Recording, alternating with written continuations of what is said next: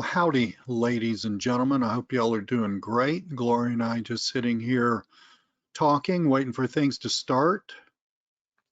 Hi, Could everybody. somebody do me a favor? Oh, excuse me, Gloria, I apologize. Oh, no worries. Could somebody do me a favor and say that you hear me and you also see Gloria's screen? Awesome. Rob, how you doing, buddy? Good to see you. I hope everybody else here is doing great. Well, Gloria as usual, Gloria. You took a small, interesting assignment and turned it into like the encyclopedia blankety blank in Britannica of what these people should be doing economically, why they need to be doing it, and how that fits into our launch. But this just, I just wanted you to explain the launch. Yeah, I know. Did I go a little overboard here? Well, no, but it's an important overboard. It's a Yeah, really important overboard because, guys, Gloria and I have been just sitting here, as we say in the South, and no faces on this one, Gil. As we say in the South, we've been sitting here chewing the fat, and I think the first thing out of my mouth was, I think the market changed, right? Yep, exactly. And there's a lot of stuff that is Going changed. on. Hello, Mark from Oregon. Are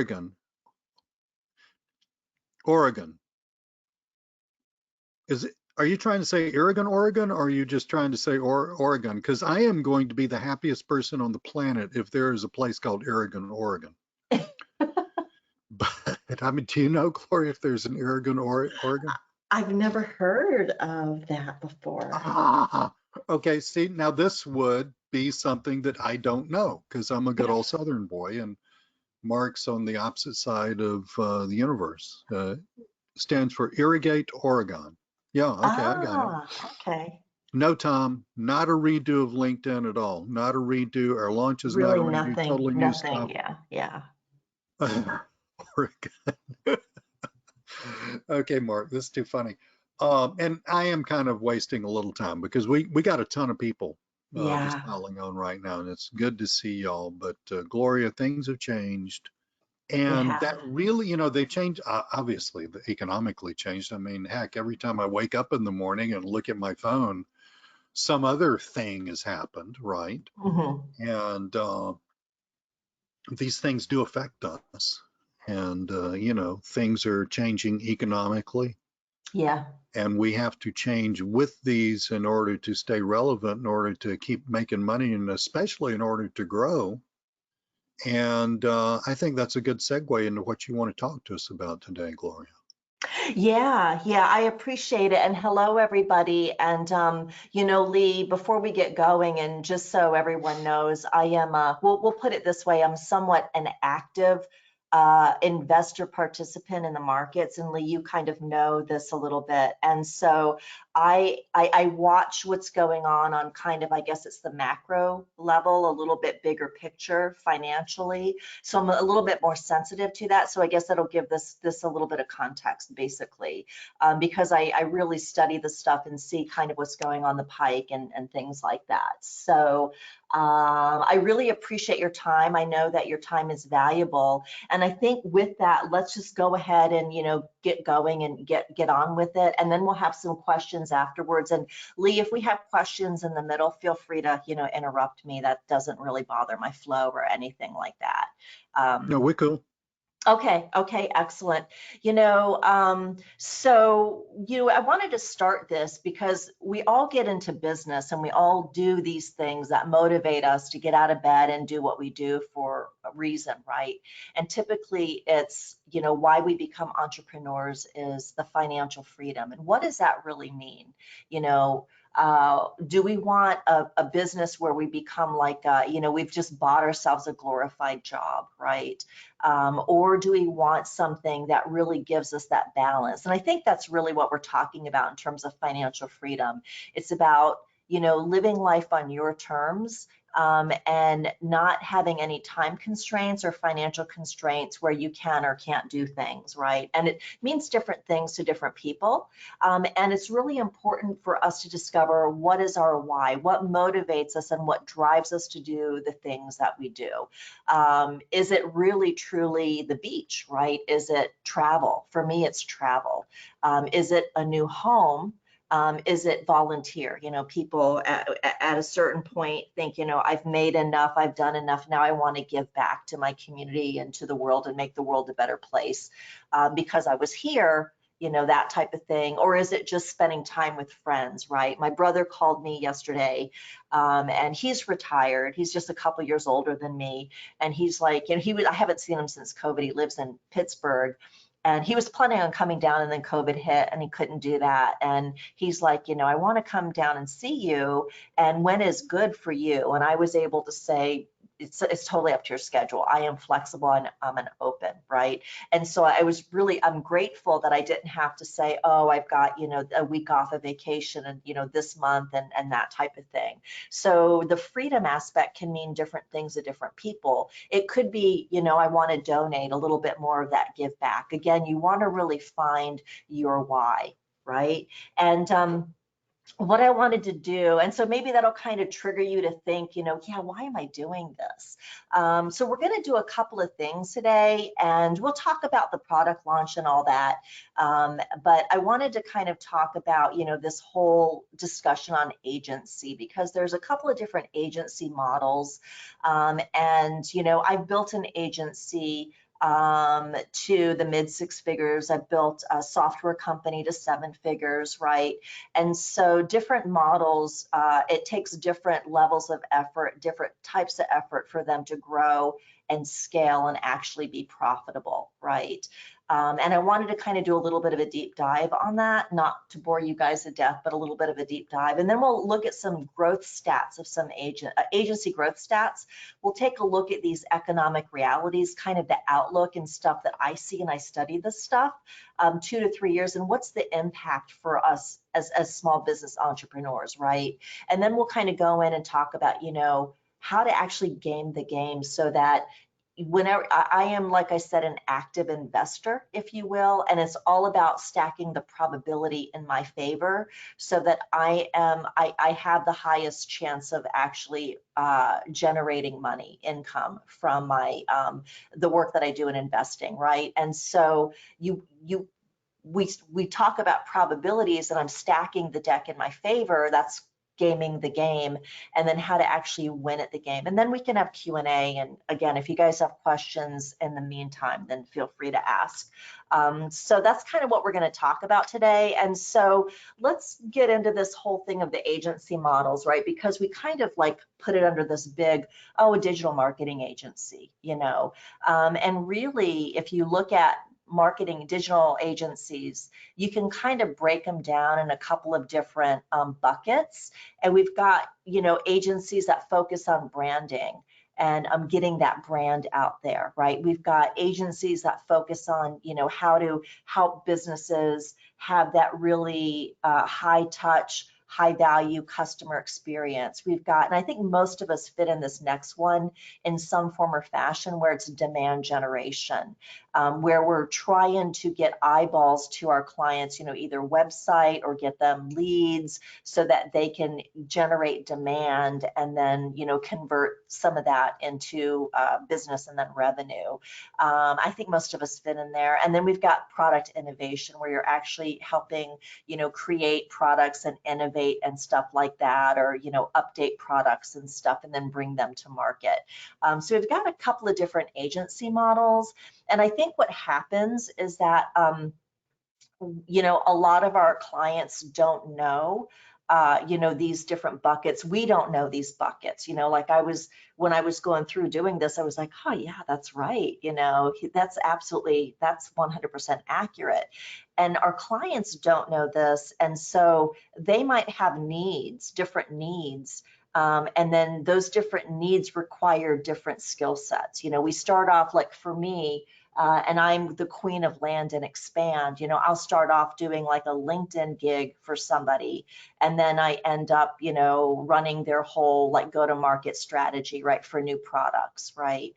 And so it kind of, there is a blend that happens, and we have to be really careful when that happens, because if not, it really affects it could affect our profitability and our revenue. You know, and there's other stuff and baggage that comes with the kind of the traditional digital marketing agency models, right? Like, for example, if you look at the models, we'll take like the typical one, demand generation. You know, we're trying to, you know, get the word out for a business. You still have to kind of do a bunch of this stuff, right? There's targeting, there's measurement, there's metrics, so you can keep the client and prove your value. So you probably have to like figure out who their target audience is, what the needs are. There's probably content that needs to have, you know, be done. There needs to be, their social footprint needs to be increased. People need to kind of see them, you know, on different channels. And a lot of times they want us to do these different things, right?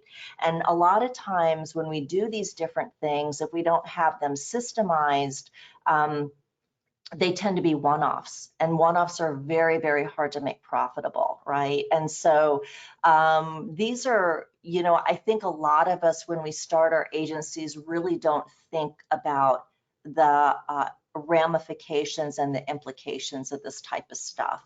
And I was looking at some statistics, and this is, I thought this was fascinating. So you've got average number of clients by firm size. Now, if you can see, we've got to the left, 0 to 9 employees, right? We've got them down here, can handle, you know, less than 20 clients a year. Okay, and then on the flip side, we've got larger agencies, 50 and above, that can handle, you know, this looks like about 70, between 65 and 70 clients per year. So what this tells you, or what it should tell you, I don't know, Lee, what does it tell you? It takes a lot of people to run an agency to service a lot of clients, doesn't it? It tells you those clients better be paying a ton of money. That's right. Yeah, yeah. And then if you have churn with any of these clients, Yeah, then it you tells you know, somebody's spending an enormous amount of time and energy on selling, because you are going to have churn. And it also tells you that your smaller business is totally left out because they can't afford numbers like that. That's right. Yep. Yeah, that's why, you know, we try to systemize in other products that, you know, kind of the client acquisition piece, because that really is one of the biggest pieces other than the work fulfillment, right? And so a couple more statistics you can see here. We've got United States. This is kind of the sizes. Now, I couldn't get any later stats. I don't know, they didn't do any stats during COVID, but of course 2022 numbers aren't out. But I can only find some as early as 2020, and you can see the smaller size agencies are the most number of agencies, okay? Where you've got 1 to 10 is 68% of all agencies are only like, you know, kind of like our size, right? Where the larger ones are very small percentages. So what this tells us is we've got a heck of a lot of competition. We have a ton of competition, right? And then if we look over here where the new clients onboarded per month, you can see that the smaller, you know, the smaller agencies are onboarding, you know, less than 2, and the medium-sized ones are only doing like 3 clients per month, you know. So that was really actually very eye-opening for me. And then we've got, I thought this was. Well, Gloria, can you go back that slide? Yeah. Because if the smaller ones are doing like 2 or less, between 1 and 2, that means your churn rate is about 15%. Because the smaller ones had 10 clients, right? Yes, yeah, it was less than yeah, it was less than 20. So this looks like Okay, like so 15, that 16, means something like that that. even, you know, that they're losing 1/10 of their clients every month. Yes, Yeah, and this goes back to the couple slides where all the things you have to do, like the metrics and stuff like that. And you almost, even though you specialize, there's almost a need to be somewhat of a jack of all trades. But if you do that, you don't prove your worth to your client, that's where the churn comes in, because they're looking for metrics or, and marketing is one of those nebulous things where if you don't do it, the impact is great. When you do it, a lot of times it's hard to attribute a specific, like this specific thing generated this specific amount of revenue, right? Yeah, It's amazingly hard to tell your client, I did X, Y, and Z, and that made, ABC amount of profit for you. exactly. Yeah, Yeah. yeah, very, very true. And so these numbers are kind of proven. It's fascinating, actually. And so, so we've got this growth rate here, and it's averaging about 15%, and that's just the reality. So, thinking we're going to have like 100% growth rate year over year is, unrealistic based on the data that's out there, right? So what's the answer, right? We've got a situation where we're in an unprecedented times. There are some layoffs, there's the things that get cut, are capital expenditures, marketing budgets, and of course they lay off people, in these types of times. And I really believe we're going to see more and more of it. There are hints of it that's happening in the marketplace and in the, kind of the macroeconomic landscape, if you will. And I think it's really going to manifest itself in like say this time next year, it's going to be a completely different economic situation. Not good. It's going to be different for the worse. I really believe that. I think that's when we're going to see like all these things, and it's going to be, kind of commonplace, right? So really the question is, we are in rough waters, whether we like it or not. And what do we do about it, right? I guess that's kind of the fundamental question. We're heading down some rough waters. And so what do we do? What is the solution? That's really the question, to kind of protect ourselves and ward off and make sure that our business is protected and our business is generating revenue, even though we've got these tough times coming in, right? And so it's really like, we started off with this financial freedom thing, and then I kind of went into this realism where we're looking at stats, and then I kind of went a little doom and gloom, and I didn't want to kind of depress anybody, but how do we have our cake and eat it too? I think that's what we all really want, is we want to have a cake and eat it too. And how do we do that? Well, hang on a minute. Hey, um, that's literally the stupidest picture I've ever seen in my life. I mean, the mustache is killing me. And Tom says, if we're going to have a total worldwide economic collapse, Tom, nobody said that. No. I think things are going to Gloria, be different. you're younger than I am. I'm in my 60s. Tom, I have no idea how old you are. But I've lived through like 9, 10 recessions. I remember distinctly the 70s. Some of y'all are too young to remember the 70s. I remember distinctly the 70s and the high inflation that we went through, and nobody said total economic collapse. I know. At all. I mean, but that doesn't mean that we need to blow smoke in certain orifices at all. But it does mean, Tom, that we and everybody else, that you need to really. No, Mark, I didn't even have whiskers in the 70s, but my God. Well, no, maybe I did. Jesus. Yeah, well, that would be the 60s. Yeah, but anyway, Mark, as usual, you got me totally off the point. But you do have to really understand what's happening on a macroeconomic level, just on a gut level, because we're selling to businesses. Yeah. And they're buying, and anytime anybody does something, but as even a business, anytime a business does something, anytime you buy something, you buy product A and you think, well, I'm going to buy A instead of B. You don't have an unlimited amount of money. Yeah. And money is tightening up. We're going to see that. Now, I mean, interest rates going up is the very definition of tighter money. So money is tightening up. It just means that businesses have to be more careful about what they do. But I mean, we're not trying to paint a doom and gloom scenario here, guys. As a matter of fact, I remember Mark Cuban talking about the so-called Great Recession, and how actually it's really good. Recessions are really good for businesses, and Hmm. they're really good for entrepreneurs because they make us do stuff like what we're doing right now, which is sit down and scratch our heads and try to figure out what the heck's going on. And stronger businesses come out of recessions. As a matter of fact, if you look at the biggest businesses or the strongest businesses, most of those were created during a recessionary period. Businesses that were created during non-recessionary periods often don't make it because they're dependent. I mean, any fool can make money in a rising market, right? So, guys, Yeah. do not think that we're trying to say, you know, I mean, seriously, just go out on the beach, sing Kumbaya, and watch the world go to hell.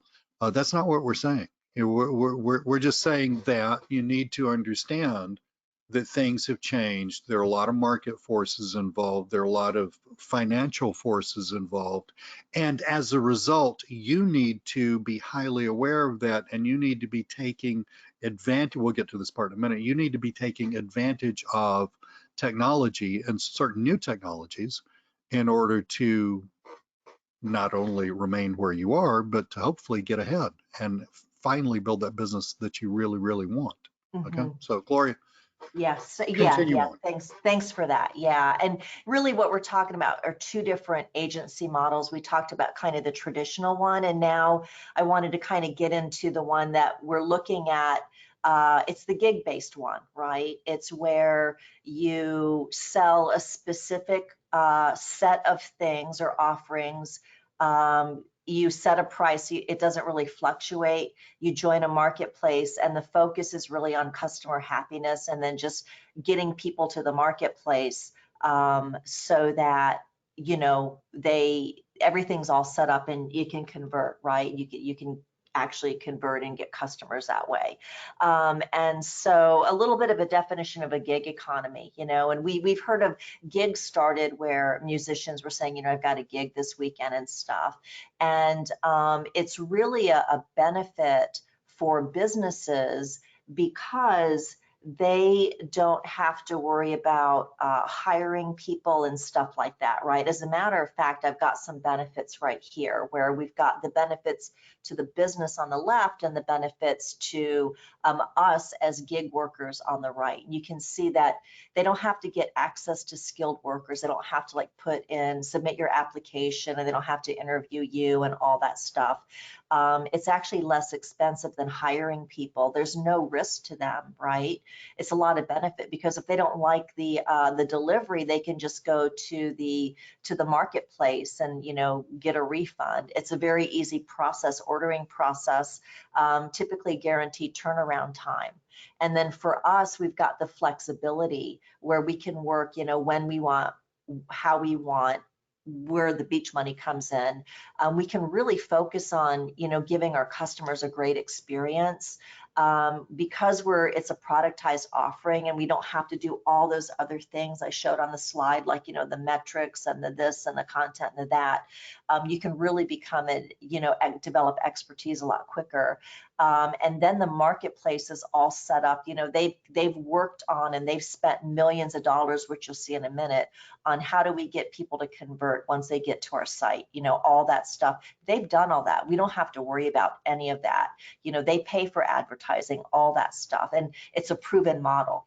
So that's some of the benefits to both, like, why would a business want to go to Fiverr and then a marketplace like Fiverr, and then why would we want to participate in something like that? And just to kind of give you an idea of Fiverr, which to me is the easiest, and it's not like it used to be. And Lee, we've had talks about this where it is not, the Fiverr of 3 or 5 years ago. It's completely changed.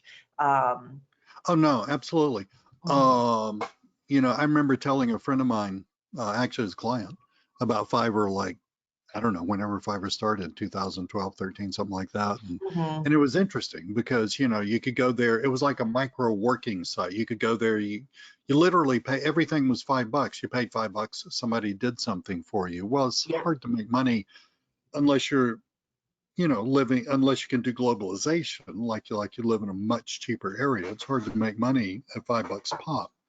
But that all changed. I'm not sure when it changed. It's 2 or 3 years ago. Fiverr still wasn't on my radar then, but it did register with me. Oh, I'm logging. See, I buy a lot of stuff through Fiverr, okay? Yeah. Yeah. Um, Me too. and have for years. And I'm logging on and I'm thinking, well, crap, where'd all the $5 stuff go to? You know, here's like writing content starting at $100 and things like that. And then I started really investigating the platform myself, you Hmm. know, creating gigs, et cetera, et cetera. And I understood what was happening. I understood exactly what Gloria is saying.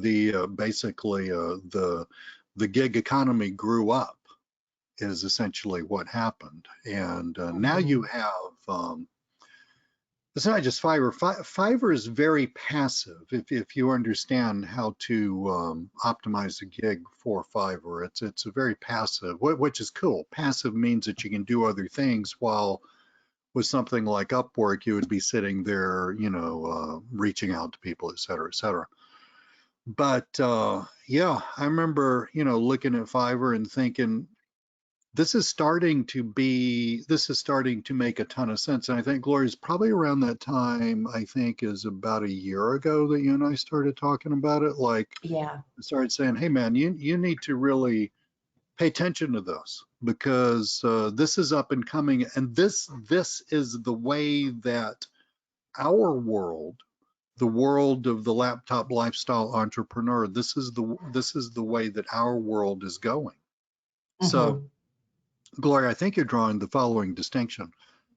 You could like participate in the gig economy on a platform like Fiverr. By the way, guys, Fiverr has, I've seen a couple of different statistics. They're both mind blowing, but they weren't the same. So don't hold me to these numbers. But Fiverr has like 1 million people per day buying stuff or Yeah. something totally incredible, or maybe it's a month. I don't know, whatever. It's like freaking phenomenal. They have millions upon millions of users accounts. We're talking about buyer accounts. Yeah. I've got This some thing is additional. freaking, oh, you got some slides on that? Cool. Yeah, I've got some other stats that kind of show, I mean, how they're really investing it. They invest millions, uh, tens of millions of dollars in their marketing to get Oh, buyers oh, hell to yes. their Yeah, marketplace and and see, stuff like that's that. really, really important. So I think you're drawing a distinction between the old agency model, which is what I started as Yeah, back in yeah. 2010. It's what you started as, et cetera, et cetera. And we, you know, we did that, right? The old agency model. And we see on average what happens to the old agency model. You have to have a few really high paying clients and you lose 10% of them every month, and you're going to be spending an enormous amount of your time trying to regain that 10%. If you want to grow your business, you're going to have to spend even more time because you're going to have to, I mean, it's literally like trying to fill up a leaky cup or something, right? Hmm. Um, Exactly. all of that marketing, all of that sales, and it takes an enormous amount of sales expertise, which I'm not hating on anybody. I'm not trying to act like a jerk, although it just comes very naturally to me. uh, Most people don't have never developed professional sales expertise. I did back in the day Hmm. through years of training. Okay, it is hard to develop that. Platforms like Fiverr wipe that out. Platforms like Fiverr totally level the playing field. And that's what I find so incredibly exciting about it. And Gloria, with you and with a couple other partners of mine, have come out with a couple of Fiverr things lately. This is the way of the future because you think, well, I mean, at the end of the day, and Gloria, you started out talking about this, at the end of the day, what do you want? Okay. Personally, I made this decision. I remember making the decision like in 2010, 2011, because when I quit my job and I started my company and I, really, I hit the ground running. Because I know how to sell. I was doing really well, but man, I hit a ceiling just like really fast. And I remember sitting there thinking through it, and I'm thinking, well, I got two options, one of which would be to get some capital, hire an office, start hiring people and all that stuff. And, I didn't want to do that. For one thing, I was too old to do that. I mean, I wasn't too old. I was too old in my life. That wasn't what I wanted. I knew Right. what I wanted out of this whole deal. I wanted freedom was what I wanted. Exactly. I did not want a more expensive pair of handcuffs. All right. I wanted freedom. Exactly. And so that took me a while to figure out, but with platforms like this, it is so much if you know what you're doing, it is so much easier for a person to create what I personally call, and I didn't create this. I mean, this is what people call it, the laptop lifestyle deal.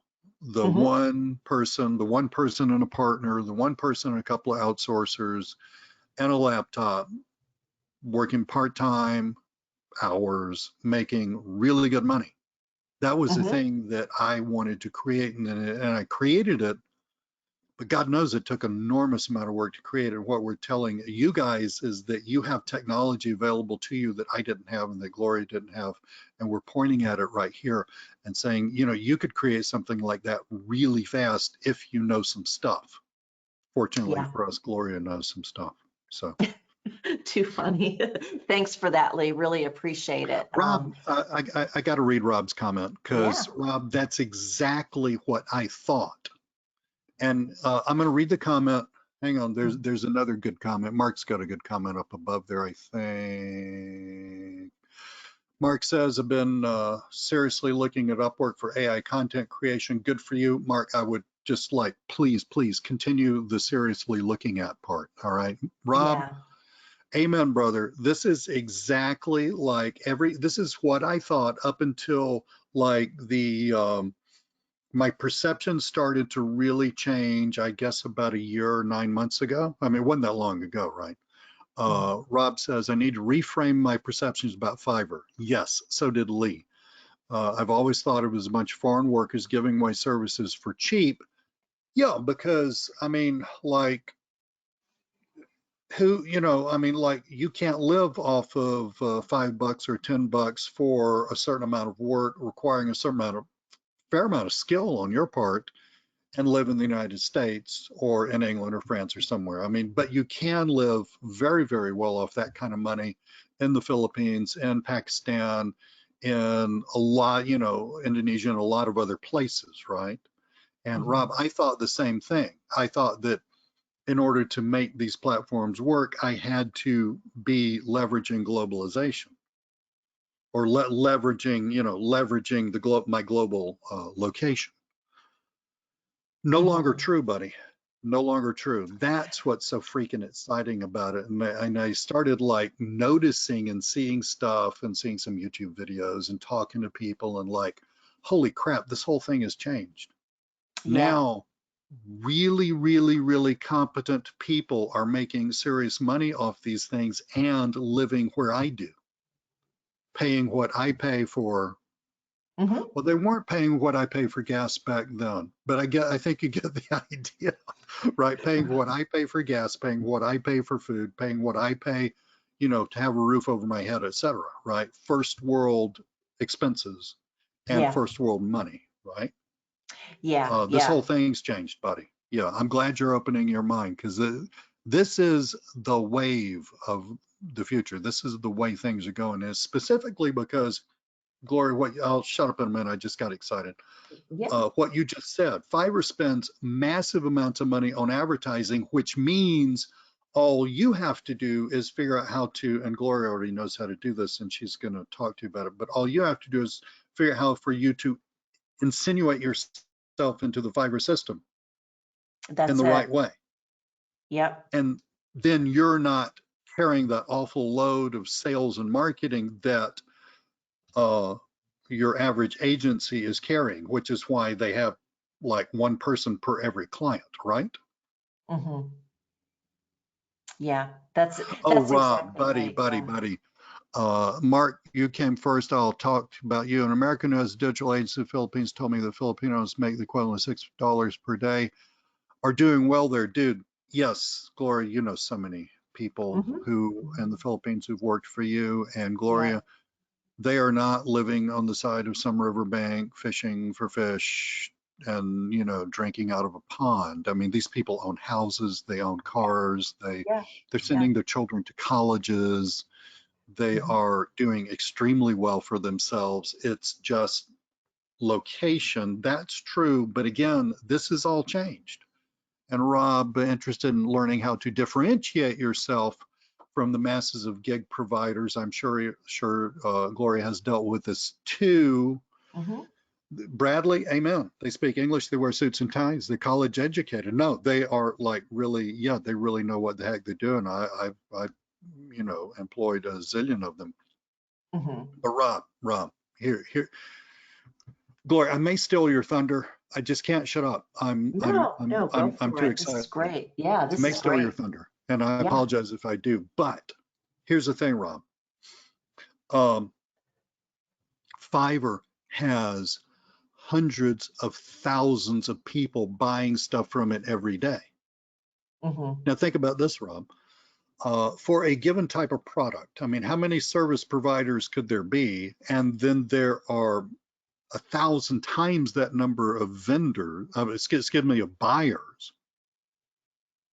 That's What this right. means, Rob, is that, and Rob, you probably have told me in webinars in the past, I forgot, buddy, I'm not really sure where you live. I don't think you live where I live. Gloria, you're out in the sovereign state of Texas. I'm in the, I wish was sovereign state of Georgia. Orange Mm-hmm. County, California, God bless you. Rob, you're out in California. Um, we're all in different places, or even if we were in the same room, you log into Fiverr and I log into Fiverr and we both type the same keyword, content writing, book descriptions. I mean, Fiverr has so many vendors on it, it gets very granular. We type in product descriptions like for e-com businesses and stuff like that. The thing is, according to your past history, your location, and tons of other stuff that Fiverr figures out in their algorithm, according to your past history, my past history, and Gloria's past history, we're going to see three different things. Mm-hmm. Your top of page above the fold is going to be different from my top of page above the fold is going to be different from Gloria's top of page above the fold. It's that That's Fiverr why, algorithm. Mm-hmm. there you go. That's where the Banana Republic, you know, tell me about it, Tom. I mean, like, hello, did I wake up? Am I Honduran? And I'm not hating on anybody in Honduras, by the way. I'm just saying, yeah, it's, uh, it's like, yeah, Tom, I get you, buddy. It's shocking. But yeah, Rob, see, that's the deal. You know, and before I started really, and again, about a year ago, before I started really delving into the numbers, like something's happened to Fiverr, Lee needs to understand it. Let me try to understand the number here. And then hit me, oh, holy God. Fiverr is so massively bigger than I thought it was, Mm-hmm. massively bigger. And then when you delve into who's going to see what, Fiverr is serving up different gig providers to different people, partially because of their history, but also partially because of how the gig provider is um, basically doing with Fiverr's algorithm. Okay, in other words, basically how much Fiverr likes you. Okay, which is totally explainable, by the way. Mm-hmm. And that's really exciting because that means, Rob, you and I can do the same thing on Fiverr, and we can both be very good at doing the same thing on Fiverr, and we can have really top rated gigs on Fiverr, and we're never or hardly ever statistically, you could say that we're never going to bump into each other. In other words, two people aren't going to log onto Fiverr looking for what Lee does and looking for what Rob does, those being the same thing, and have to decide between you and me. That's just Yeah. probably not going to happen. You know, I mean, I'm not saying it never happen. I'm saying, but statistically, it's not going to happen. All right. Yeah. So that's where we are. Terry, we'll get to that. That's where we are. Yep. This is huge, huge, huge, huge, huge. Yeah, it really is. And it's kind of morphed, and a lot of people don't realize the changes with Fiverr. I mean, there's even Fiverr caters to agencies. You can actually create a Fiverr agency. And, they support that, and they have built their, some of their business models, some of the deliverables as part of that. So, kind of to take a look at some statistics, I thought this was interestingly, it's actually been up each year, so like from 2017, but right now their visitor to lead conversion rate is 27%. I thought that was pretty darn good. And most of the revenue does come from US buyers. I know that says us, but it's US buyers. They spend 20% of their revenue on growing Fiverr, okay, and bringing people in so that they order stuff, because that's where they make money too, is on the gigs, just as much as you and I do. You can see how much they spent on sales and marketing, almost $100 million. So they've got a big budget. It's all to drive people to their site, and then they've got their site completely optimized. The gigs, they have everything, kind of, so the user experience is good. They've tested all that.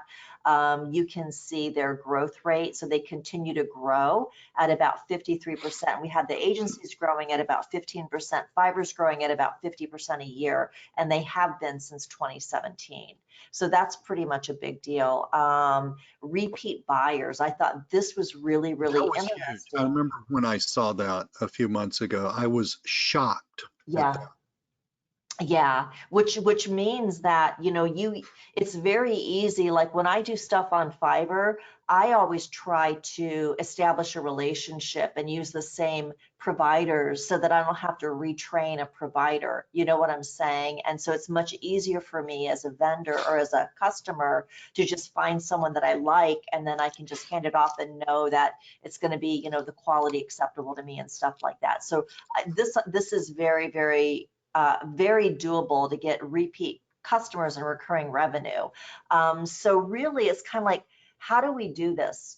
How do we game the game, if you will? And the ticket, and Lee hit on this earlier, was how do we get clients without generating leads?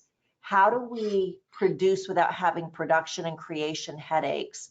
How do we build an agency that we have really like virtually no overhead? And how do we automate revenue, right?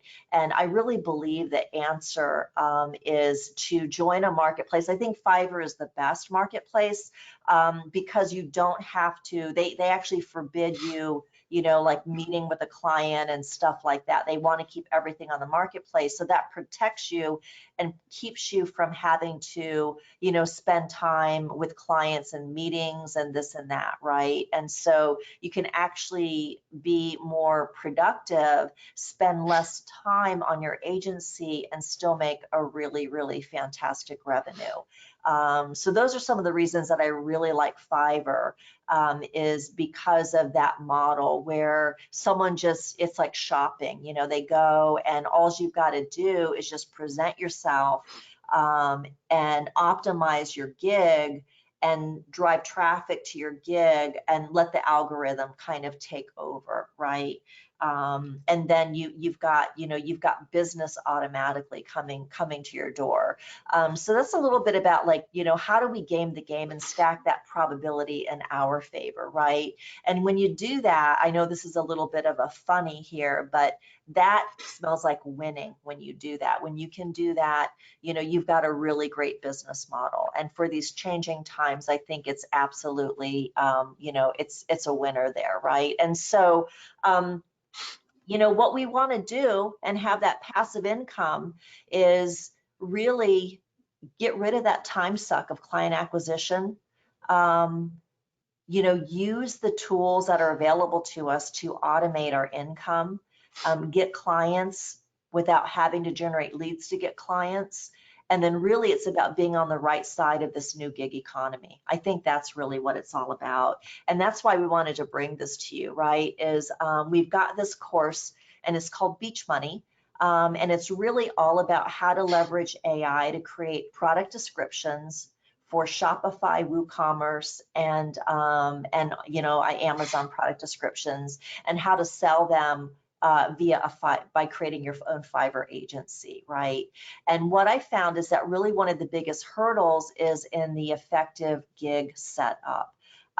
Literally, because there are so many components to it. You've got your, for your profile, you've got to do a description for your profile, a little bio, and then you've got to have separate, gig descriptions, and then you have to have frequently asked questions, and then you have to, figure out like, okay, what are the different pricing models that I want to use, so people don't just have one thing, they can do like a small, medium, large type of thing, right? And so what we've done is I've literally created all of that for you. So you just have to copy and paste. If you want to tweak it, tweak it. If not, you just copy and paste it. It is optimized with keywords, with the keywords people are using. The reason why we chose product descriptions is because, number one, they're really fast to create and easy to create by just getting the product specs. Like if you have a t-shirt and you say, t-shirt white, short sleeve, front pocket, you can just copy and paste that, throw it into the AI, and it'll create a beautifully worded, it'll actually create 3 of them, really fantastic product descriptions with call to action and everything. I mean, they're better than anything that I've seen people write manually. And so it's very easy to do. Product descriptions are very, very, they're a high value item. And I think because of the way things are going, is it's going to get more competitive for these e-commerce sites. They want to kind of get their market share where they don't have a big marketplace that they're joining. They've got their own Shopify store or whatever. They've got to do all that work, right? And when you look at e-commerce sites, and Shopify stores and WooCommerce stores and all that stuff, the things that they care about are they've got pre-click traffic and post-click conversion that they're worried about. When you're talking to them, and I've done, I've coached CMOs for, like I coached the CMO of, she was before it became PetSmart, it got acquired. It was a I don't know, a pet company, and got gobbled up by PetSmart. But she was the CMO for that company pre-acquisition. And then, I'm doing some work right now with a company, a tech company that does e-commerce platform stuff. And it's all about, so I've done a lot of deep dive in, like what actually gets these sites to convert, people to buy on the sites and stuff like that. And for them, it's get the person to the site, all right, and then when they get to the site, get them to buy. So that's kind of the things we're looking at is on the page, is the product descriptions. And then when they buy, we want them to buy more and other things. They have like those suggested, buy this too, that type of thing. So it's client acquisition, it's average order value, and what they call customer frequency. Those are the metrics that they look at. And that's where the product descriptions come in. So they know, in order to be competitive, that they have to have really great product descriptions, that it's not just about them driving traffic, but they have to get someone to actually click on the checkout and purchase, right? And so that's why we created this specific thing and didn't do like, write content, write articles, because this is a little bit niche. It's not so saturated. There's a lot of real estate available for this, basically. And we give you everything. Literally, we give you all of the components of an optimized gig. You just have to copy and paste. We give you sample product descriptions that you can showcase as your example work products. You don't have to worry about if someone says, let me see some of your work. Well, we've given that for you. And then all you really have to do literally is just respond to people that come to your gigs. They might have questions or whatever. And then whenever they order, we've got what you need from them, their website URL, and then you just copy and paste that information into the AI and let the AI create the product descriptions. You copy paste it into the template, and then you give it back to them. And that's pretty much, it's literally as simple as that. I don't know what else to say, Lee. Maybe You have So a something. couple of things, because, you know, Gloria, you had to explain to me what a product description was. I mean, like you said, okay, Lee, let's go to Amazon. So we're on the computer, we go to Amazon, and, you know, she says, it's this paragraph down here, you know, like, you know, the thing that makes you want to buy the shoes, right, is the Yes. paragraph, Yeah. like, you know. Yeah. And I didn't know this. Gloria, you knew this because you have a tremendous amount of experience with these companies. And by the way, guys, there are over 9 million, I just looked this statistic up recently. There are over 9 million, they're called either online retailers or e-commerce companies. There are over 9 million of them globally, 2.5 million of these in the United States, way more than, you know, we could ever get to. But one of the biggest things they have to do is make sure that when somebody lands on their website that they buy something. Otherwise, they've spent money on ads, because this is all ad driven. They spent money on ads and lost money, right? So how do they do that? I didn't know this, Gloria. You taught me this. One of the big ways they do that is by split testing product descriptions. Yeah. And there's even more to it. I actually went on a little deep dive after Gloria told me this. There's even more going on because, and you and I both know this, after a while you get advertising blindness, right? You see an advertisement, it kind of catches your interest, you know, because let's say you're interested in a certain pair of shoes or something like that, you know, but you're hurrying, you're online, you have 50 million things, you know, competing from your attention. You kind of look at the shoes, you read the description, you're not quite there. Maybe, you know, somebody's hurrying you out the door to whatever, but you don't buy it, right? Well, if you come back to that, you know, in your mind, if you come back to that, like you're online, not, you know, you're really online, but in your head, what's happening? You come back to that, your brain's thinking, I already read this. I've already made a decision on this. Our brains are great at excluding information, right? Yeah. So it's really important for these companies to not only split test product descriptions, but it's really important for them to rotate product descriptions, because people get ad blindness. People get product description blindness. People get blindness when it comes to reading this stuff, right? They rotate pictures, they rotate product descriptions because they're trying to keep it fresh for you. Because, you know, let's face it, not everybody buys the thing that they're looking for the moment they land on the page. I don't, right? Right. I sit around and think, well, what would those shoes be like? Well, you know, should I look? No, I kind of like those. I'm going to go back there, you know, blah, blah, blah. And then, you know, I mean, that's the way we buy stuff, right? So bottom line is these 2.5 million in the United States, over 9.5 million globally, online retail companies go through a massive ton of product descriptions. And most of those businesses aren't big enough to write them for themselves. And so a big, big, big niche for copywriters, copywriter being a person who writes business stuff. I'm fundamentally a copywriter, but a huge niche and growing niche for copywriters worldwide is writing product descriptions. So it's really important for these guys to be able to buy these product descriptions. It's a hot market on Fiverr. And then you get, you know, then we bring into account the fact that the AI writing software that we like so much can write these things. Gloria, I think you did like, we've got a video of this. I'll show it to you. I don't have it loaded up for today, but I'll show it to you in a couple of days when we actually launch this product that we're talking about, which will be Friday on the 11 in the morning. In the email that you saw that got you here, I said Thursday, but this is just because Lee's been screwing up a lot lately. It's Friday. But anyway, yeah, product descriptions, doing this on Fiverr, writing these things with AI software literally takes less than a minute. Gloria did a video for me where she wrote quote unquote, copied and pasted into the AI writing software, hit a button, it wrote that 3, hit another button, you've got 6. This is within less than 2 minutes, and that's while she was talking. You know, so we like that part, right? And the effective gig setup, you know, Gloria, I've been looking at Fiverr for a long time. I've been learning about it. I've set up gigs.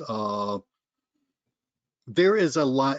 It's a little mini science. There's a lot to know about gig setup. There's a lot to know about the 3-tier pricing thing. If you bought stuff on Fiverr, usually you have basic, standard, and premium, Yeah, something like that. Yeah. pricing. There's a lot to know about that because that gets into upselling. How you make bigger money is by correctly pricing stuff.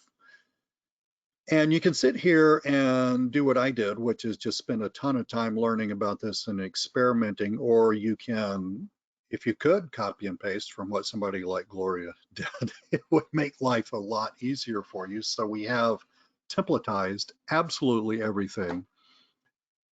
Yeah, yeah. We Teach you all keyword, about Fiverr. yeah, keyword researched everything, so it's optimized Yeah, keyword. everything. You don't Mhm. have to do your keyword research. Hang on, I've had like 40 million questions go by while I was talking, which is fabulous. That's why we're Mhm. here. Mhm. Tom, I'm getting to your question, buddy.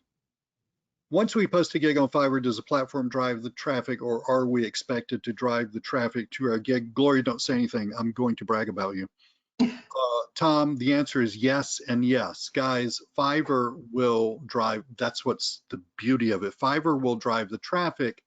And as long as you personally hit certain markers with Fiverr, which are well defined and very well explained to you, like um, you essentially respond to people that ask you questions within, sooner rather than later. You don't blow people off. You complete 90% of the gigs that people open up with you. In other words, you're not constantly refunding stuff. All of this makes Fiverr look bad and makes that buyer have a bad experience. They like for buyers to have a good experience, which is how they get that 60% return business rate. Okay, so Mhm. as long as you do all that, you're fine on Fiverr getting your traffic. But then Gloria, oh my God, when you explain to me your freaking secret sauce Fiverr hack, Mm. and I can't say much about it, guys, but I mean, when you explained that, that to me, I thought, oh my God, Lee, where have you been? Why didn't you figure that out? I mean, it's just so freaking genius.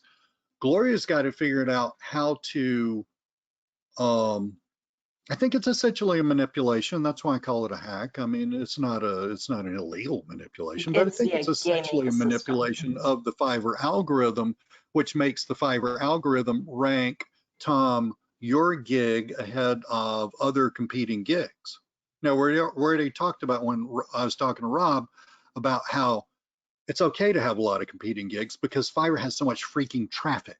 All right. So Mhm. that's okay. But still, among all those gigs that Fiverr could show a particular buyer, you really do want yours to bubble up to the top, right? Gloria's got that all figured out and is freaking genius. And it's really easy to do. And I was literally blown away with it. Danny says that one big opportunity with Fiverr is that many people just list what they do. In other words, there's no sales behind it. Yep, I got it. Versus saying results that can be accomplished with what they do. Yeah, hence the copying paste of the gigs that actually do work. Uh, Yeah, yeah. Because of my experience with e-com, I know what they're looking for, which is average order value, acquisition, average order value, and frequency. That is the metrics that they want.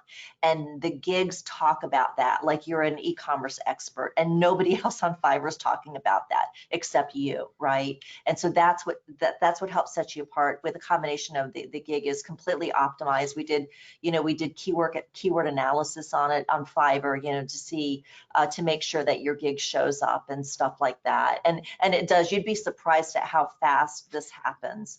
Not only With that, the guys, but gigs. check Oh this my out. God. Yeah. Mhm. You can use the AI writing software to take the templates, if you wish, and slightly rewrite those, and you without changing anything fundamental, and That's you right. will be completely unique. But you really don't have to worry about that. Gloria, Ken's got a question about why we like Write Sonic. I think you know way more about that than I do. I'm literally, I just do what Gloria says, frankly, because Yeah, yeah, that's a really good question. I tested several. like a bunch of AI products, like probably 10 different AI products. At one time I was spending close to like $1,000 a month on AI products just to see which ones were the best. For me, Write Sonic is really for what you get. You know, you don't have to pay like a monthly subscription. You can pay by the word, so it's more economical. But in addition to that, they're well funded by, I think they're funded by Y Combinator, which is a really good equity firm that really supports their, basically it supports the companies that they fund. And Write Sonic is very innovative. Like they keep coming out with more editions. Like one of the things that I really like is someone had sent in to them, you know, why don't you do bulk upload, right? So you can do not just one product description, but, you know, do 50. So if someone orders 50, you don't have to copy and paste one, you know, at a time. You just upload them and then it spits them all out. And so they did that. They actually did bulk upload as a feature. So they're constantly adding features and they're open to that. They're always, you know, I'm on their email list and they're always asking, you have a feature that you want to recommend, then just recommend it, you know, that type of thing. So I think it's a really good platform. The technology is good. It does not crap out ever, right? It's really stable, and they keep coming up with ways. And these are things that you can do that you can actually monetize, that you can actually make money with. So that's kind of why I like them. The cost effectiveness, and then it's just, and it really it spits out and it creates really, really good content. I actually have a product description. I don't know if we wanted to pull up and do a show and tell, Lee, or not. It's totally up to you. But I have that. Yeah, I mean, why don't we, let's go through and answer some more of these questions, and then let's absolutely do that. Tom, I think, Gloria, you sell these in bundles of 10, and I think, so Tom, we're talking about one product, 10 product descriptions for that one product. Why would anybody want 10 descriptions for the same product? Because they're going to be split testing them, right? You know, I mean, it's all dependent on their traffic, what their site looks like. They're going to be split testing these, and they need to roll through these. So I think, Gloria, you know, so that's $50, right, for 10 product descriptions. Andy, this is something that we're launching. We're talking about a product that Gloria and I are launching this Friday at 11 o'clock. It's at our normal prices. I think the front end starts out at what you get everything that we have talked about thus far. I'm going to tell you all about the OTOs in a second, but you get everything we talked about thus far for just for $37. While we're on the topic of the funnel, I am personally a little behind the curve on writing all this stuff. It's done. I just can't do a screenshot with you, you know, screen share with you at the moment. But you'll be seeing this. You'll see more and more information about this as we hit Friday. But guys, we have 3 OTOs, and you don't need any of them. Every single thing that Gloria and I have talked about is in what we call the front end product, the thing that you buy for $37. But we started here talking about what do you want from your business. Gloria, I think you and I both, in our separate ways, decided we wanted freedom, right? We wanted more money, we wanted freedom, et cetera, et cetera. So the idea of outsourcing fits into that. So guys, the first OTO is how you can hire and train an outsourcer. And then the second OTO is if you actually want Gloria to train your outsourcers for you, you can just buy a series for doing this one system, not just train them in general, but for doing this one system, you can buy a suite of videos that all you literally have to do is buy them and have your outsourcer look at them, and they will be trained, okay, by Gloria herself. And the last OTO was if you want Gloria's team to set up your gigs for you. It's a total hands-off, done-for-you gig setup service. And these are all at the normal prices that we sell stuff for. Rob, I don't think so. Rob's wondering, Rob's seen a lot of AI content creators on AppSumo, etc. You know, I don't worry about stuff like that. for the same reason that I don't, everybody asks me, well, why wouldn't a business just buy that and just sit around and do their own content, for exactly the same reason that even though I actually do know how, I don't change my own oil. I got stuff to do, man. I got stuff to do. Mark loves Write Sonic. My wife and I are using it every day. That's cool. Yeah, it's a good one. It really is. And I've tried many of them, and it's a really good one, so. Well, Tom's got a great question. Does the AI take into consideration the content that other gig writers produce? No, it doesn't really work that way, Tom. But then we get into Gloria's secret sauce. And I know that's a really cheesy thing to call it. It's cheesy because I'm the one that named it.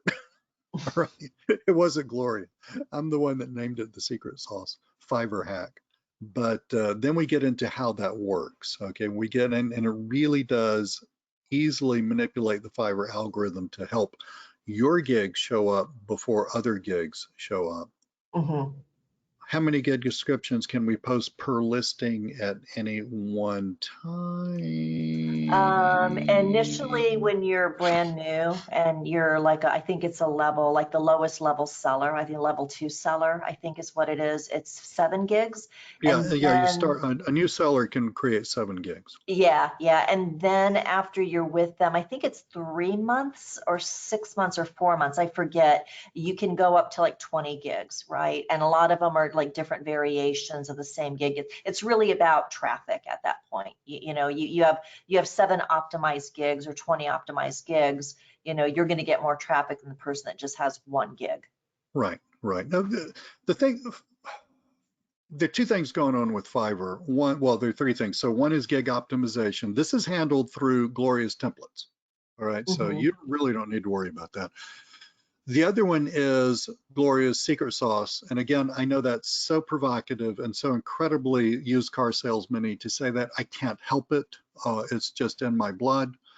But it really flat out works. It's amazing and it's easy to do. And it is actually totally ethical to help your gig rise in the rankings above other gigs. But then you get into something which Fiverr is really interested in. And if you get online and you Google stuff from Fiverr themselves about how to become a top ranked seller, they are like totally interested in, hung up on customer service. Yeah.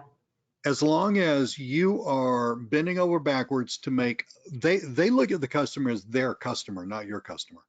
As long as you're bending over backwards, making their customer feel cared for, questions answered, needed, wanted, pampered, all that stuff. I mean, this is just the essence of good customer service. As long as you're doing that, you're good. Fiverr will actually reward you. This is one of the big secrets in how people rapidly rise through the ranks to become top rated sellers. And then later on, if you want to become a Fiverr Pro seller, you can do that too.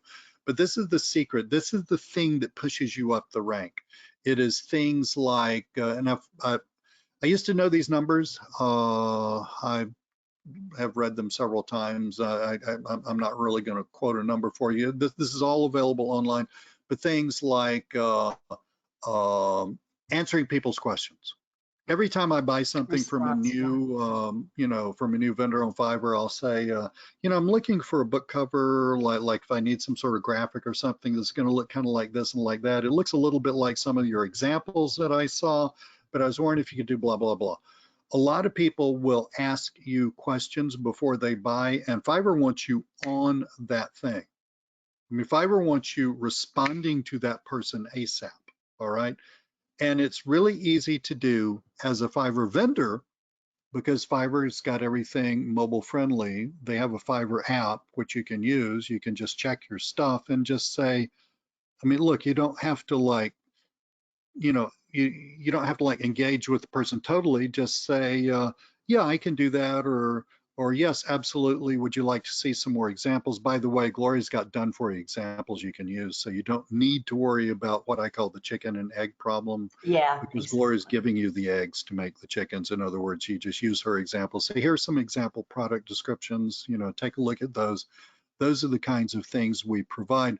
But Fiverr really wants you on top of that. Fiverr also wants you to you as a vendor have the power to just like, if it happens once in a blue moon, you know, somebody's unreasonable, somebody, you know, thought they bought one thing and didn't, you know, and then realized they bought something else. Fiverr does not want you canceling many gigs. I've forgotten the number. It's reasonable what they, you know, they're not asking for anything unreasonable. And it makes total sense, but Fiverr really doesn't want you canceling a lot of gigs. Okay, so as long as you're not canceling a lot of gigs, and especially as long as you're on top of the messaging, that's really what Fiverr's after, because that's what makes their customers, and again, they think I'm as their customers, not yours. That's what makes their customers happy. So you get on top of that, and then you add in Gloria's secret sauce, you're going to get business. Absolutely. Yeah. Well, Raheem, we get into fabulous question. Rob, I like the oil, change my own oil analogy too. It helped me when I thought of it. But Raheem, yeah, absolutely, buddy. We've got, and it comes with, I think it's the third OTO. Is that the one where we talk, where we've got the extra little class? It automatically comes with it, Raheem, but we talk about how to turn this into recurring income and how on Fiverr, and how to sell other services and stuff. So we get all into that. So we got you covered there. Adam, Gloria, what would you say to the concern about outsource workers we hire and train leaving us to go off and do this for themselves? Oh, Gloria, you've never hired or trained someone to do something like really, really, you know, like amazing, like trade Forex or anything like that. You Yeah. want to speak to that great question of Yeah, Adam's? that's actually a really, really great question. And you know, it's fascinating, but I've had virtual assistants from all over, right? I've used folks from India, from Bangladesh, from Pakistan, and the Philippines. A little bit of Eastern Europe, and then some from South America. And I have to tell you, the Philippines, to me, are the best because a lot of them are college educated, but also culturally and financially, a lot of them, it's just not in their culture. The culture is about, you know, working for an American company. That is what gives them pride, not in being, you know, out on their own. They're very risk adverse, extremely risk adverse, you know, and they like the stability of having that paycheck. So I have never had a problem of one of my VAs go and, you know, kind of go out and try to, oh, now I take everything Gloria taught me and do it all myself. You know, they can't, it's very difficult for them to do. You know, that's true for people in general, frankly. I mean, Adam, you know, you've been on our webinars before for a long time. Thank you so much. You're like me and Gloria, like Rob, like Raheem, like Janet, like so many people in this webinar. You have that entrepreneurial thing. Yeah. You kind of run toward opportunity that comes with danger as opposed to away from opportunity that comes with danger, right? Because you see more opportunity than danger. I mean, it's just part of our DNA. It's part of who we are. Most people aren't like that. It doesn't mean that you're never going to hire somebody who says, screw you, I'm just going to go off and do it themselves. But, you know, frankly, Adam, the Fiverr universe, the universe in general, but the Fiverr universe is so huge, it really doesn't even matter. It really doesn't even matter. It's not going to affect you one way or the other. But Yeah. the fact of the matter is, In 10 years, I've never had that happen. well, and you've hired a massive ton of Mhm. VAs and outsourcers, just a Yeah. massive ton. Not say it wouldn't happen, but I don't see it as a big deal. Mhm. Mayank, I apologize, I'm probably horribly mispronouncing your name. What kind of sales potential are we looking at here? I mean, Gloria and I can't in all, you know, good faith say you're going to make X amount of dollars. That would really be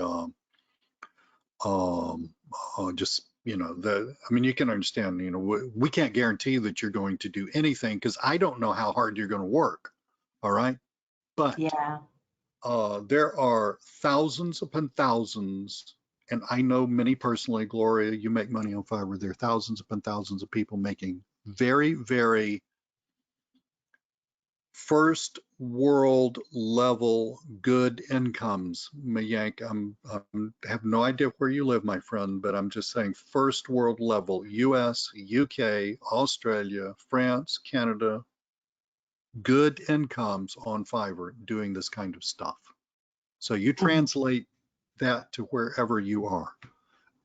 You could be living in the middle of Manhattan for all I know, but yeah. Janet, the fulfillment's super easy, Janet. I mean, we go over all that stuff in the front end product. The front, Gloria and I don't do this thing where, well, you bought the front end, now you got to buy this other thing in order to make that work, and you got to buy that other thing in order to make those two things work. We don't do that. Everything stands alone. Yeah. The front end product is all that you need to get going with Fiverr. If you really want to get going with how to hire and train an outsourcer by OTO1, if you want Gloria to do that for you, and having known Gloria as long as I have, if you can afford it, you'd be insane not to want Gloria to do that for you, then buy OTO2. And if you want to figure out how to take this whole thing to the next level and have Gloria's team set this up for you, that's OTO3. But what you're talking about, Janet, selling, creating, delivering, that's all in the front end product. But that's another beautiful thing about Fiverr, guys, is Fiverr handles all the communication. They really get seriously bent out of shape if they figure out that you're communicating outside of their platform. Like, they will close your freaking account down forever. Okay? Yeah. So don't do that. But Janet, they handle all of that. So we're talking here specifically about creating product descriptions for online retailers, e-commerce companies, things like that, selling these in bundles of 10 and up. And so how would you deliver that? Well, you're just gonna, probably save in a zip file, just makes it a little smaller, a little easier for people to download. Inside of Fiverr, you can send people stuff. They've got all that figured out. It's really easy to do. You just send it to the buyer Yeah, gets it's it. through the platform. And what we've done actually is we've created a template, because I'm all about, you want to cover Gloria yourself. loves her templates. I do. I'm a template queen, right? But you want to cover yourself because you want to prevent any refunds. And so I've actually created a template where it's kind of like, this is what you gave me and this is what I delivered Yes. to you. So it's like a before and after, and that way it's all there. And so you don't have to worry about that saying, someone saying like, oh, this isn't what I asked for and stuff like that. So I've done all that and it works very well. That's a huge issue with Fiverr also, refunds. They really do not like refunds at all. But Gloria, your gig description, refunds occur not because somebody's trying to screw you out of something. Refunds really occur, I mean, maybe that's once in a blue moon, but refunds on Fiverr occur because people bought something and they didn't understand what they bought. They thought they bought A and they ended up with B. They thought they bought an orange and they ended up with an apple, right? Usually out of their own lack of savvy in the business, and with the stuff they're trying to buy. I mean, it's usually nobody's, it's just a mistake, right? So Gloria, the way you've written the templates, your gig descriptions, all that, it is super clear what people are buying. And then Janet, you deliver them the thing that they thought they were buying. Everybody's totally happy. Yeah, and then we provide you samples too. So, there's a bunch of samples, and you can just show them one or two samples. So there's no question of what they're getting. I gotta read what Janet says. It's time for me to expand my skills anyway. Janet, you are singing to the choir here. We're all about that. I also want to offer website creation as additional gig at some point. Well, Janet, guess what? Take Gloria's templates, and then you have a framework for, because all successful Fiverr gigs are really extremely the same. It's like there's this little magic formula. And one time several months ago, I sat around a long time and read a ton of gigs and compared the ones that had really good ratings to the ones that didn't have good ratings. And then it hit me. I said, oh, I see. There's like a little magic formula. well, Gloria's templates and have the magic formula. Yeah. And so Janet, you just take that and then you can apply that. Janet and everybody else, I think someone else was saying, well, I want to branch out beyond that. We talk about that in the third OTO, by the way. But you take that and you apply, don't reinvent the wheel. Okay, you Right. apply that same methodology to website creation. Janet, what goes with website creation? Well, you got to have content for the website, right? So, et cetera, et cetera, et cetera.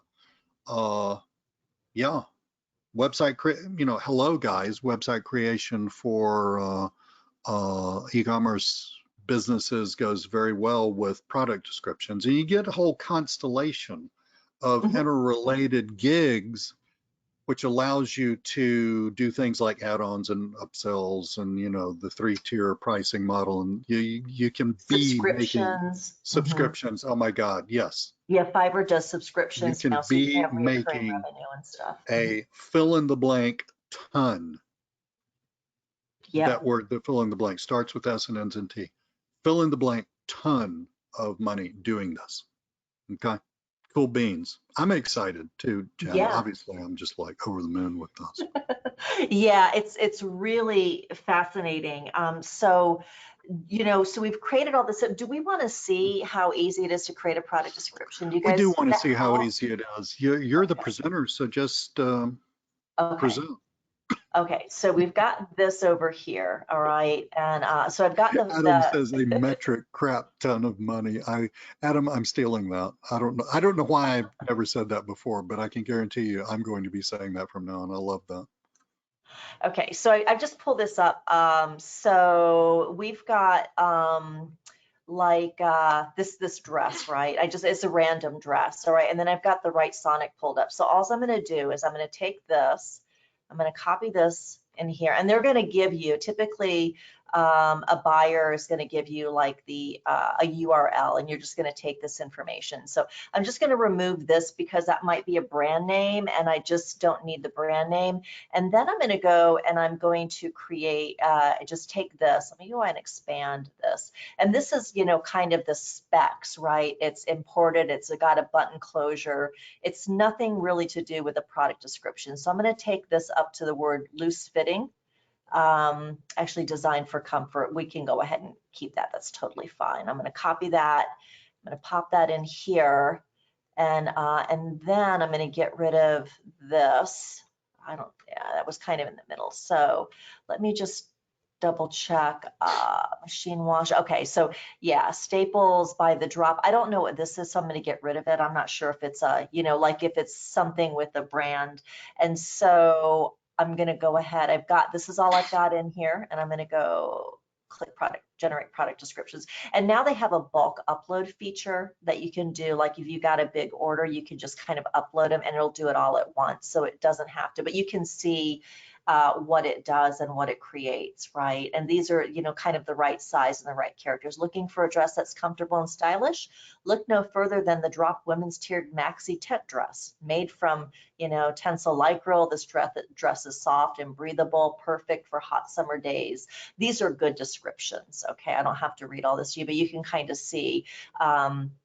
And then you can see where it has add the dress to your wardrobe today. So it has a call to action. So these are really good. If you don't like it, then you can go ahead and you can create more and, pick the best out of 6 or however you want to do it. Right. So yeah, that's just how fast it does it. And then so what you do. Yeah, it's on. Do you see it? I was answering some questions. You're done. You're done showing how fast that was while I was answering. I just created 6 of them. She did that so fast that I was like, thought that, I'll just go over here and I'll answer, I'll answer some stuff, and then whammo, she did that. Yeah. Yeah, Rita, it's very inexpensive, like super inexpensive, and you don't really, you don't have to come out of pocket. I mean, think about how things happen, okay, everybody. So you get our training, you fill in the blanks on the templates, you get your gigs going, somebody orders something for you, and then Rita, you can go you can go get the software to do this, the right sonic software. Yeah, yeah. Um, And I another mean, reason, Lee, there's why we just, picked this is, you bring up a good point, and why another reason why we picked product descriptions, in addition to being really hot and easy to sell and easy to deliver, is that if you get right sonic and they have it like by the word, you can do like, if you want like up to 10,000 yes, words, X amount. These are not very many words, so you get a lot of bang for your buck by doing yeah, it like you this. can do that. You know, I never assume that everybody's got a ton of reading may be worth millions. I don't know, but I never assume everybody's got a ton of money. But you can finesse your way around this if you're really scraping the bottom of the barrel. Mm-hmm. Janet, oh yes, Gloria, the basic standard premium pricing model. Gloria goes all into that. Yes. Yeah, I give that all to you. You just, you can tweak it if you want, or you just copy and paste it. Totally fine. Yeah.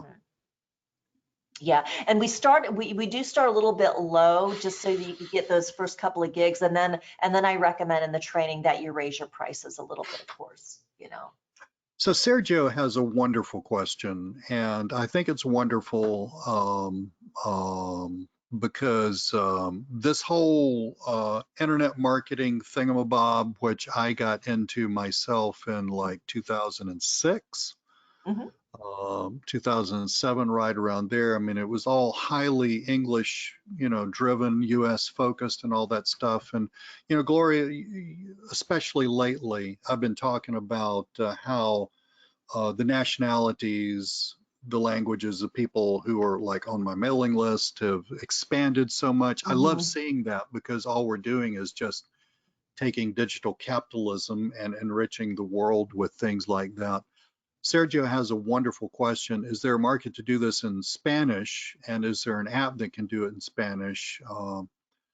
Sergio, from the few, and it's just because I'm an English speaking American, right? I mean, but from the few Spanish speaking we're talking about from Latin America, people that I know who are in the digital marketing space, that is a very rapidly growing sector. It is. Exactly where it is compared to where we are, I don't know.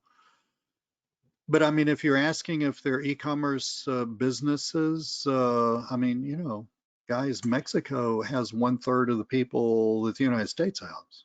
I think Mexico's like a little over 100 million people. The United States is a little over 300 million people. I mean, this is the, Yeah. this is a massive, massive, massive economy.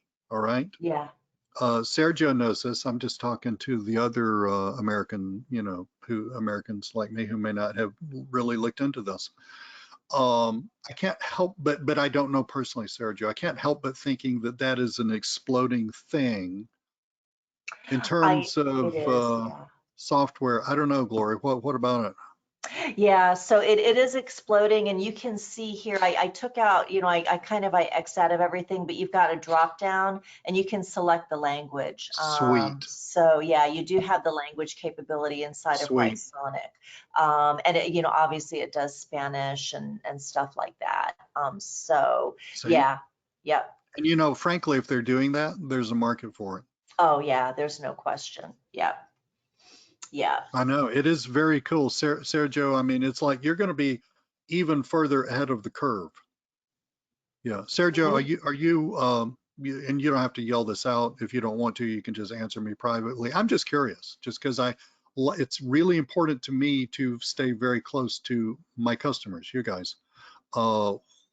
Where do you live? In other words, what? The United States, Mexico, somewhere else, Argentina, just Spain. Just let me know that. I would be very curious to know that. Yeah.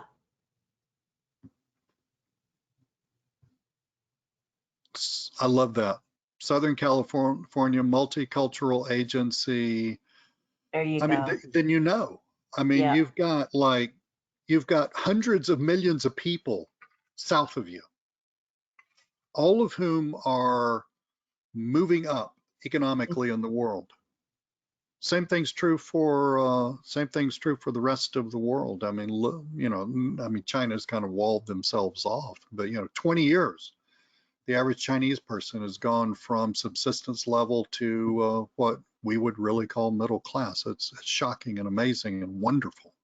It You see is, yeah. this in Africa. The world is changing before our very eyes, and it's a beautiful, beautiful thing to see. It is. It really is. Are there any other questions and stuff? Did we get any more? Did we answer everything and cover? I wanted to go over just a little bit about what's on the inside so you know what you're getting. And we've tried to think of everything, by the way, so that you're So not Rob, left, kind of surprised. Uh-huh. in the front end, Rob, you get templates and copy and paste templates. I mean, we've literally have made this as copy and paste simple as human beings could make it. Okay, it's literally Yeah. copy and paste. I mean, Gloria spent an enormous amount of time sort of downloading what she does in her head to like where she could hand you a template and you do it and it works. OTO3 is basically you're just letting Gloria's team do that for you. So you can stick with what you got. I mean, I would love to sell you more stuff, Rob, but just in all honesty, you can stick with what you got in the front end and you can do all the copying, pasting yourself. Totally cool. It will work. It's going to be great. Or you could just, if you kind of like me and you don't want to change your own oil, and just pay Gloria's team to do it. We got a deal where they will set up, so a new seller on Fiverr can have up to 7 accounts. So in OTO3, guys, we got a deal where Gloria's team will set up your account, Gloria, correct me if I'm wrong, but your account and 5 gigs. Yeah. And we have a bump offer. The bump offers are a whopping $9 each. Okay, they're dirt cheap. But we got a bump offer on that OTO3 where you can add 2 more gigs if you want. So you could have Gloria's team set up the entirety of all 7 of your gigs. Mm-hmm.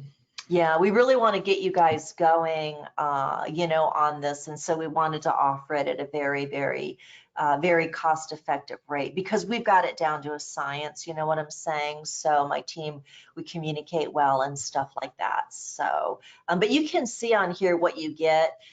The about this gig section, you just have to tweak it and rewrite it. And again, I've optimized it to talk about those buttons, those hot buttons that Shopify sellers and Amazon sellers. Remember what I said, average order value. They want to get the orders up. They want to have people, when they buy, they want to come back and buy more often, and they want them to actually convert when they get to the website. So we talk their language on these gigs. We've got the standard, the pricing table for you for basic, standard, and premium. All you got to do is just copy and paste it into your Fiverr gig. The FAQ section, to kind of overcome objections so people can go and, have the typical common questions.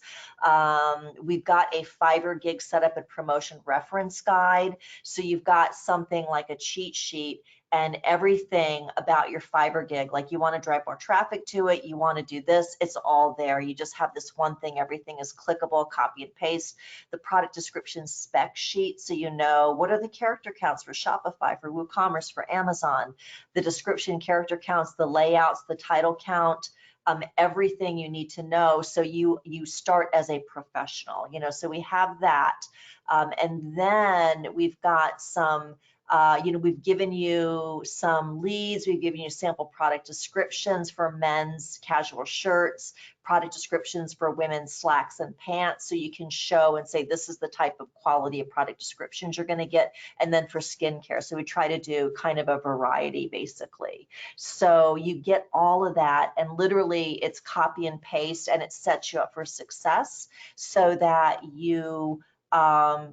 everything is covered for you. Because I know, I know this is, I don't want to leave you, kind of like wondering, oh my God, what do I do? So I try to think of everything to give you, just in case you need it.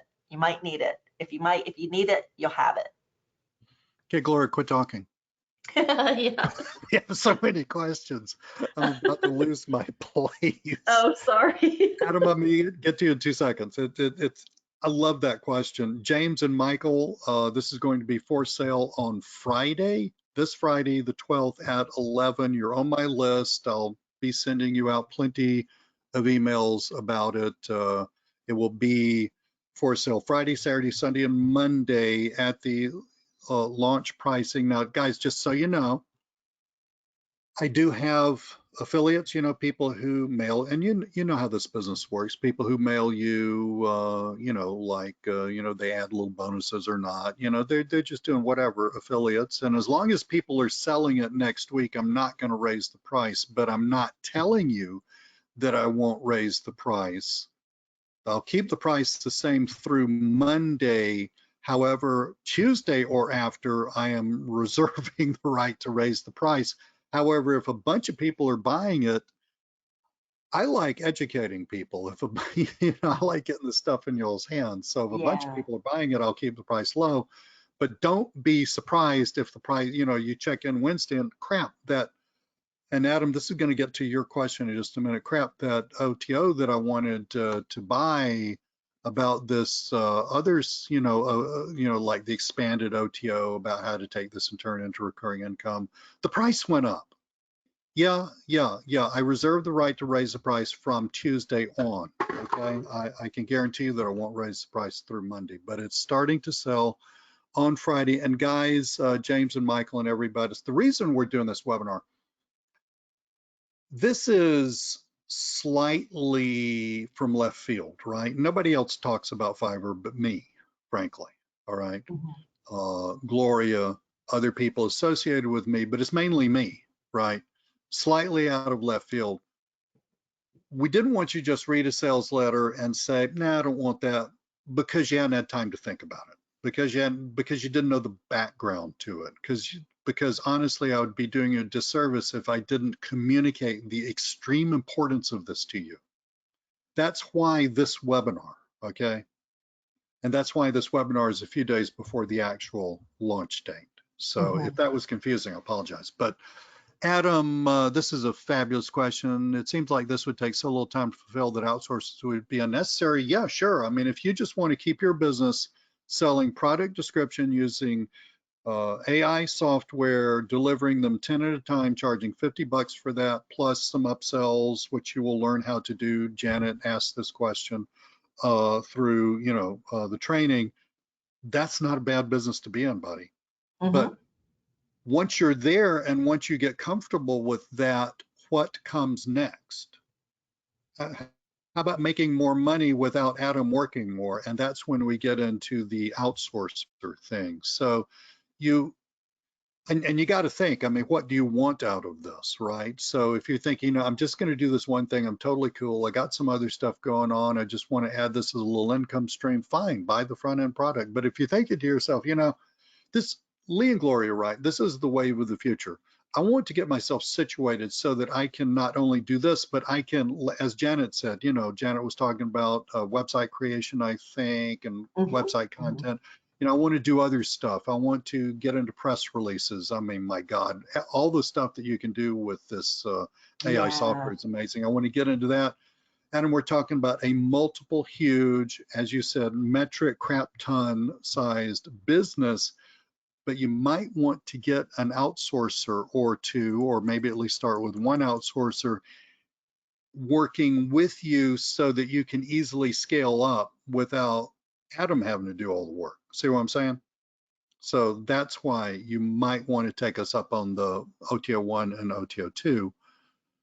Rita, oh my God, Rita, what are I was hoping no one would ask this question because I'm gonna have to skirt around this a little bit and tease y'all some. Rita, what are the 1K e-commerce leads? They're literally that, they're 1,000 scraped, vetted, real, no bounces, e-commerce leads. But Rita, can I just leave it here that those e-commerce leads figure into Gloria's hack and secret sauce? What Gloria is going to teach you to do with those is not just send them out some email saying, hey, I'm, you know, writing, it'd be fine to do this, but, you know, send them out saying, you know, hey, my name's Rita, I write product descriptions for businesses like yours, if it can help you, blah, blah, blah. Gloria's got like another whole level of deal that's happening with those that's going to massively influence the ranking of your gigs. So those figure into the secret sauce. So Gloria, if you have any questions beyond that, I'm going to type the answer and send it to you privately. You know, I mean, just in all fairness to to Gloria, I don't want to give away the secret sauce. David, absolutely, buddy. It is being recorded. We're all excited. We've been on here an hour and 50 minutes, which is total hour and 40 minutes, whatever. It's totally cool. It's what we like. I got to finish it, download it, upload it, and then David, I will have it on a web page where you can look at it all you want. It will be up there, for as long as my stuff is up there, which is, I don't know. God willing, I'll be here another 20 years doing this stuff. I don't know, but that kind of time frame, right?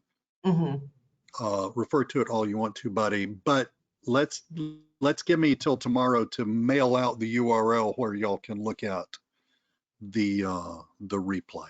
Okay, so David, if you could give me till tomorrow to mail out that URL, this will be up there for many, many days. Rob, Gloria, look what Rob said. Gloria's team set up my AI press release profits, turning WordPress site. It was easy work with them and they were very responsive. Gloria CCs me on all those emails. And this is like one of the few things in my business I look at and think, nah, I don't even have to think about that. That's fine. Yeah, that's Ooh, exactly good one. right. Yeah. I love this next one of Mark's. What else would you do besides product descriptions? There's a ton of stuff. I mean, but what else would you do, Gloria? Yeah, I would start with product descriptions, and then I like content. I would probably do content around, kind of the e-commerce, and then other type of content.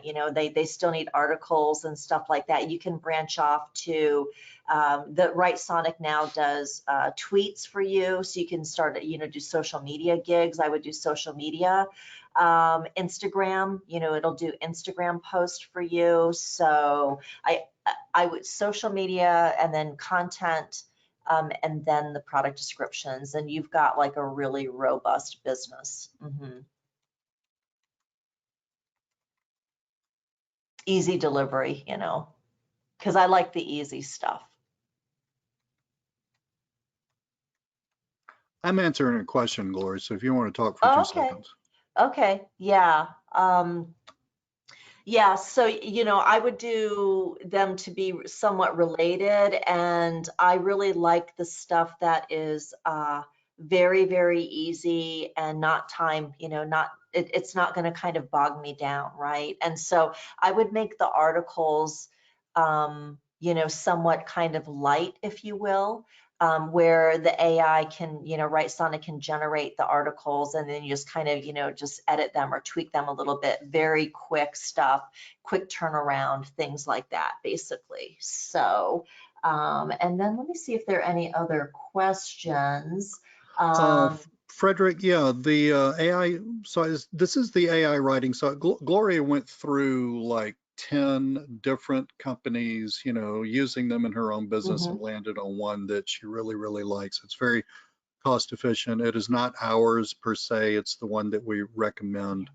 We had an email of an email, Jesus Christ. We had a little video section of Gloria using it, and that will be in the replay. So you can look at it there. And Gloria, I think we were approximately, about an hour into the webinar at that time when you did that. Yeah. Yeah, literally takes about, just including the copy and pasting, about a minute to produce the description, just from the specs, like, again, t-shirt, white t-shirt, 100% cotton. You type that, so you just copy paste that stuff in, and it'll produce a very nice product description. It's shocking how well it works. And Frederick, it does do this in languages other than English. En français, par exemple. So trust Gloria to bring it again. Gloria, that's from David. Thank you, David. That's very Amen sweet. to that. And Raheem was asking, Raheem has some sort of software that will do something, send leads to gigs or something. And that I don't know. Do you know anything? I mean, does Fiverr have, I mean, is Fiverr weird about using software to send traffic places? I mean, do they penalize you for that? I don't, it's, if you want to market your services, your Fiverr services, you can do that. I don't believe they do penalize you for that. And you're not doing it on Fiverr's website. I don't think they want people to spam, about your gig. But I think if you do just regular marketing type of activities to get people more eyeballs to your gig, I don't see that as an issue. I've not seen that come up in the terms of service with Fiverr, to be truthful. Cool. Mhm. Jessica, great question. I'm going to read Rita's question first. Templates provided for reaching out to the leads. Rita, literally, it's a great question. Thank you. Gloria has templatized this. I mean, it's literally put your right foot here, then put your left foot here. Now move your right foot forward, a foot. Now move your left foot forward a foot. I mean, she's literally templatized this whole freaking thing, which is so beautiful because it makes it easy for you to do. And she's already figured out how to do this with her team. So she's really just handing off to you this, what she hands off, what she and her own outsourcers have created. But it's gonna, as your business grows, it's gonna make it so much easier for you to like take an outsourcer and say, okay, this is what you do. You don't have to think. You use this template first, use that template next, use that template next. Am I right, Gloria? That's exactly it. Yeah, I know, that man. way. This thing, I mean, my dog could do this. Well, not my dog. A normal dog could do this. My dog's not a normal dog. My dog's just going to lie upside down. How many dogs lie upside down? This is the thing that blows my mind. My dog's going to lie upside down and just, I don't know, wait for the FedEx guy to deliver an Amazon package and then spend the next 20 minutes trying to recover from that. That's my dog. Yeah. But It's I know because, you have an intense dog too, don't you? yeah, I do. Yeah. Yeah, I do. Whose name is He's- Khan, right? yeah, yeah. And whom I'm thinking in my mind probably weighs all of about 4 grams or something. Yeah, he's what, about 15 pounds. He's a Pomeranian, so and he's got one of those lion cuts, so he's like Oh, shaved, except he's yes. got the He big thinks he's mane. He looks much, ridiculous. Yeah, he much looks bigger totally than he ridiculous. actually is. Great question, Jessica. I love this question. How long do you wait to deliver end products to the customer? Yeah, I love that question. What we've done is we've created the upsells, or the standard, and then the midline, and then the premium, the basic, standard, and premium You're pricing, talking about the to where, pricing model. yeah, And yeah, yeah, this is to in the front where end, guys. You're talking about the pricing model. Yes, yes, yes. And what we've done is, if you want them faster, you have to pay more, basically. So we're trying to give them Yeah. an incentive, and we built that in. Typically, it's like 2 days. We've said 2 days. That way, you have time. You don't have to rush, but they can pay for if they want them faster, and then if they want them faster, they can get one of the premium gig, basically, if they want like a It's an easy upsell. yeah, very, very easy upsell. So we've kind of baked that in to try to monetize it a little bit more for you. Cool beans. I think we've almost, thank you, Don. Thank you so much. I think we caught up with the questions. Awesome, awesome. Okay, This yeah. has been like the Well, funnest webinar I've done in a while. And it, you and it, I yeah. always do great webinars, but this is like the funnest. Yeah, I hope that you guys got a little more information. Maybe it was too much information. If it is, I apologize. It wasn't my intent. I just wanted to make sure that you had all of the information so that you can make the decisions that you need to make, so that you can, kind of get the freedom that you want to get. I think that's really what it's all about, right? This is where these businesses are all headed to. This is the wave of the future. This is what you're going, if you're going to survive and if you're going to thrive, this is what you're going to be. No, I didn't, Jessica. This is what you're going to be doing anyway. Hmm. So you might as well get up on that horse right now because this is where everything is happening. It Okay. is, yeah. Yep. So thank you so much, Gloria. You just like, who was it? David? trust Gloria to bring it again. Amen to that. I appreciate that. And I really appreciate Fabulous everybody's job. time. Yeah, I know how valuable your time is. Really appreciate it. And thanks for spending part of your afternoon with us. Yeah, thank you so much. So guys, it'll probably be tomorrow morning, middle of the morning, my time, 11 o'clock, and I'll mail you out a link to where you, with this replay on a page, you can look at it to your heart's content. This is, thank you, Andy. Thank you so much. And Egg, thank you, buddy. Launching on Friday, 11 o'clock. Of course, you will receive various emails from me notifying you of that. Someone wanted to know if somebody else was going to have a bonus for it. I hope she does. I really hope she does. But if she doesn't, you can just buy it through us. We support our affiliate and love our affiliates enormously. So, Mark, awesome. Thank you, buddy. Thank Thank you. you. Yep. Y'all have a wonderful, wonderful day. See you very, Yes. very soon. You Yep. bet, Dennis. All right. Bye-bye for now.